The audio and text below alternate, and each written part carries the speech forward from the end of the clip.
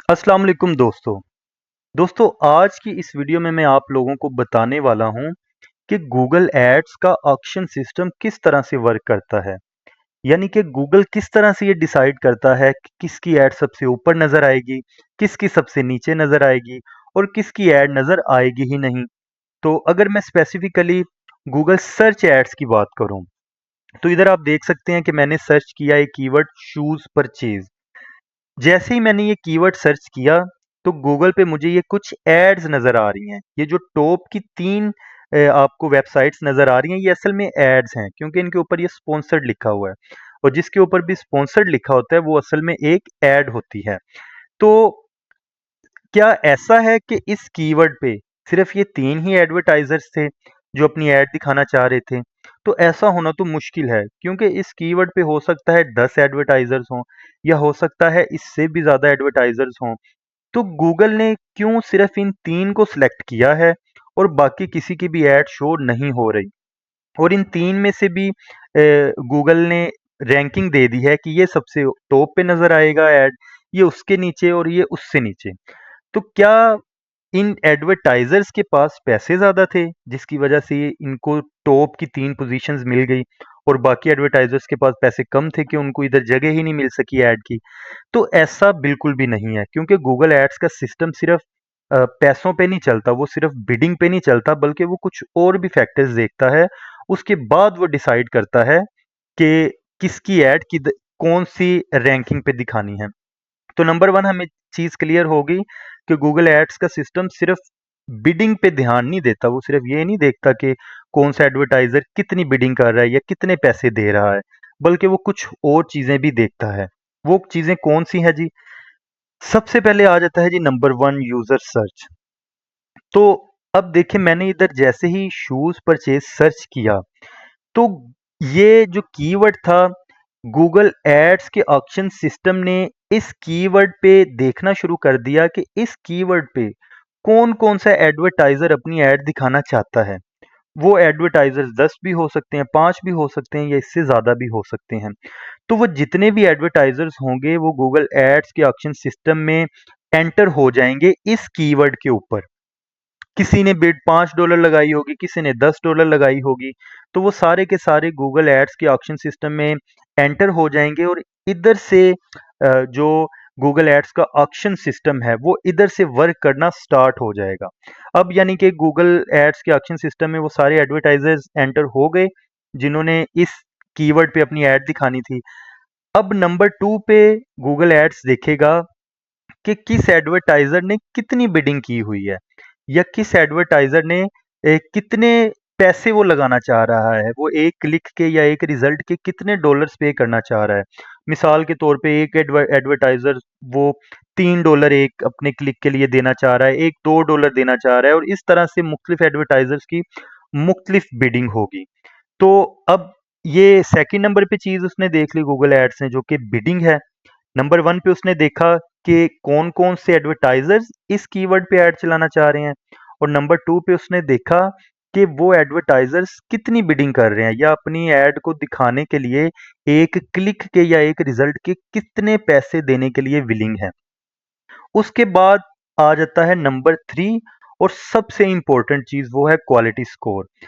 तो देखें quality score किस तरह से मिलता है किसी ऐड को या किसी एडवर्टाइज़र को? तो वो मिलता है इन 3 चीज़ों की बेस पे। सबसे पहले एक एक्सपेक्टेड सीटीआर यानी कि जो गूगल एड्स का फ़ोरकास्ट सिस्टम है, वो इस चीज़ का अंदाज़ा लगा लेता है कि इस ऐड को कितना सीटीआर मिल सकता है। नंबर 1 चीज़ वो किस तरह से आइडिया लगाता है? पहली चीज़ तो वो देख लेता है ऐड रेलेवेंस कि क्या ऐड की रेलेवेंस है? ऐड रेलेवेंस हम किसे कहते हैं? अब देखिए इधर मैंने एक कीवर्ड सर्च किया डिजिटल मार्केटिंग कोर्स, उसके नीचे ये मुझे एक ऐड नज़र आ रही है, जो कि जिसके ऊपर लिखा हुआ है स्पॉन्सर्ड।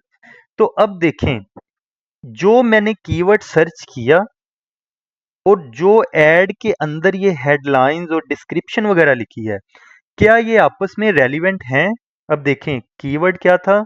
डिजिटल मार्केटिंग कोर्स और ये जो स्पॉन्सर्ड है ऐड जो हमें नज़र आ रही है, इसमें हेडिंग क्या है? Digital marketing certificate, digital marketing and e commerce, जो कि इसके बिल्कुल रेलिवेंट है। ऐसा नहीं है कि इधर मैंने लिखा था डिजिटल मार्केटिंग कोर्स और नीचे ऐड में इधर लिखा आ रहा है वेब डेवलपमेंट कोर्स। तो और क्योंकि ये जो हेडिंग्स हैं ये भी हम ऐड के अंदर खुद से लिखते हैं, तो ये भी मेरी जो दूसरी वीडियोस है आप उसमें मुकम्मल देख सकते हैं कि ऐड लॉन्च किस तरह से की जाती है। और उसमें आप लोग देखेंगे कि ये हेडिंग, ये यूआरएल, ये नीचे डिस्क्रिप्शन, ये जो नीचे लिंक्स लगे हुए हैं, ये हम किस तरह से लगाते हैं। बहरहाल एक चीज हमें कंफर्म हो गई कि ये इस ऐड की रेलिवेंस है, क्योंकि जो चीज हमने सर्च की है हेडिंग में भी और डिस्क्रिप्शन में भी वही चीज लिखी हुई है। तो ये हो गया हमारा नंबर टू चीज, ऐड रेलिवेंस। उसके बाद क्वालिटी स्कोर के लिए क्या चीज इंपॉर्टेंट है? वो है लैंडिंग पेज एक्सपीरियंस। अब लैंडिंग पेज एक्सपीरियंस को गूगल एड्स का सिस्टम कैसे देखता है? अब देखें, मैंने ये कीवर्ड सर्च किया, उसके नीचे ये ऐड आई। ऐड का जो हेडिंग्स हैं और कीवर्ड है वो आपस में रेलिवेंट है, तो ऐड की तो रेलिवेंस होगी। अब मैं इसके लैंडिंग पेज पे जाऊंगा, यानी कि इसकी ऐड पे क्लिक करके वेबसाइट पे जाऊंगा, तो इस पेज पे मैं देखूंगा कि क्या कंटेंट पड़ा हुआ है। तो अगर आप देख सकें तो इधर भी क्या पड़ा है जी, Google digital marketing and e commerce professional certificate, और नीचे सारा कंटेंट उसी के ही रिलेटेड है। मैंने सर्च क्या किया था? Digital marketing course. ऐड में मुझे क्या नजर आया? Digital marketing certificate. और इधर भी आके डिजिटल मार्केटिंग के ही रिलेटेड सारा कंटेंट पड़ा है। इसका मतलब है कि ये लैंडिंग पेज एक्सपीरियंस भी गूगल एड्स की नजर में अच्छा होगा। अगर फर्ज करें ऐसा होता कि मैंने सर्च किया डिजिटल मार्केटिंग कोर्स, नीचे भी हेडिंग्स में यही लिखा होता है डिजिटल मार्केटिंग सर्टिफिकेट वगैरह, तो ऐड की रेलिवेंस तो बन गई। लेकिन जैसे ही मैं क्लिक करूं और उनके यूआरएल पे जाऊं, वेबसाइट पे जाऊं, तो इधर पड़ा हो वेब डेवलपमेंट कोर्स, तो ये देखें ऐड की रेलिवेंस तो बन गई थी, लेकिन लैंडिंग पेज एक्सपीरियंस इसमें खराब हो गया, क्योंकि सर्च क्या किया था? Digital marketing course. तो लैंडिंग पेज पे भी डिजिटल मार्केटिंग कोर्स के रिलेटेड ही कंटेंट होना चाहिए था। जो कि अगर वेब डेवलपमेंट के रिलेटेड हो जाएगा इधर सारा कंटेंट, तो ये पेज का जो एक एक्सपीरियंस है, ये एक्सपीरियंस लैंडिंग पेज का जो एक्सपीरियंस है, ये सारा एक्सपीरियंस खराब हो जाएगा। तो इसको नेगेटिव पॉइंट में गिना जाएगा और आपको जो क्वालिटी स्कोर है वो भी कम मिलेगा।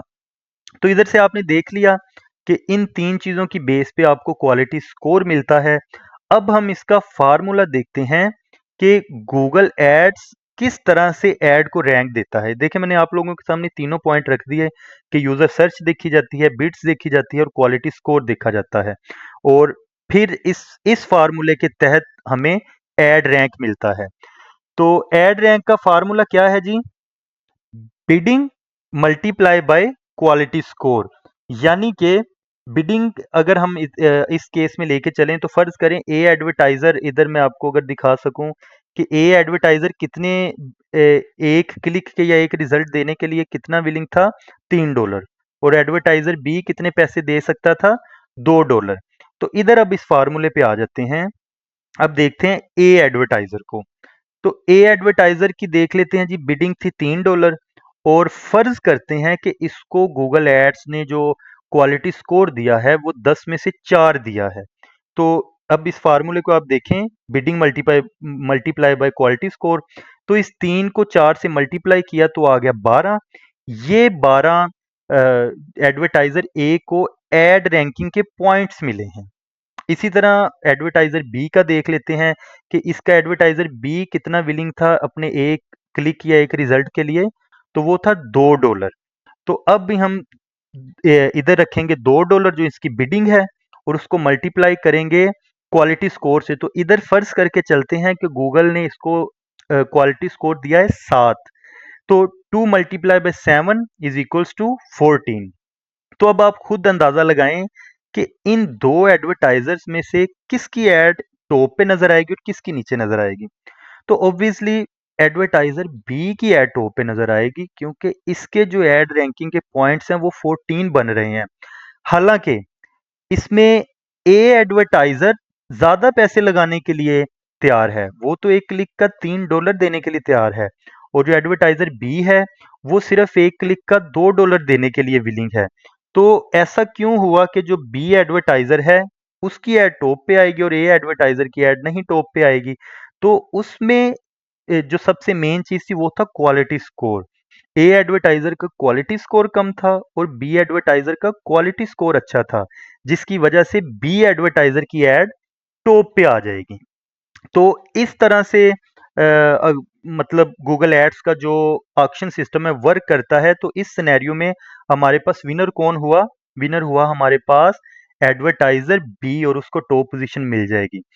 तो ये स्पेसिफिकली मैंने आपको मिसाल दी है गूगल सर्च एड्स की, लेकिन आप गूगल के किसी भी कैंपेन टाइप की बात करेंगे तो वो ऑक्शन सिस्टम की जो बेस है वो इसी बेस और इसी कॉन्सेप्ट पे ही काम करता है। अगर आप ले चलेंगे डिस्प्ले एड्स को, तो उसमें चूंकि सर्च कुछ नहीं किया जाता, ऑटोमेटिकली आपके सामने ऐड नजर आ रहा होता है, तो उसमें भी जो गूगल एड्स का ऑप्शन सिस्टम है वो ऐड की रेलिवेंस देखेगा कि जो पिक्चर है क्या वो हाई क्वालिटी में है और जो पिक्चर पे आपने कंटेंट लिखा हुआ है क्या वो वेबसाइट से मैच कर रहा है।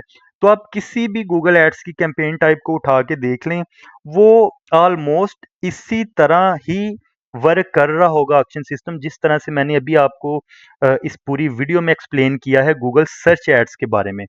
तो उम्मीद करता हूं दोस्तों कि आपको आज गूगल एड्स का जो ऑक्शन सिस्टम है वो अच्छे से समझ आ गया होगा, और आपको पता चल गया होगा कि क्वालिटी स्कोर कितना ज़रूरी है, एड रेलिवेंस कितनी ज़रूरी है, लैंडिंग पेज एक्सपीरियंस कितना ज़रूरी है।